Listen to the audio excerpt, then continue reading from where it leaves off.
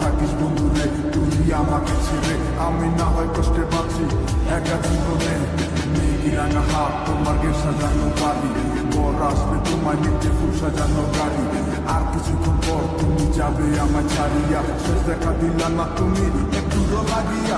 আমি না হয় খারাপ ছিলাম তুমি ভালো মেয়ে, কেন তুমি বলে চলো না আমাকে নিয়ে? পরিস্থিতি শিকার তুমি সবই আমি বুঝি, সব বুঝিয়া পাগল হইয়া তোমায় আমি বুঝি।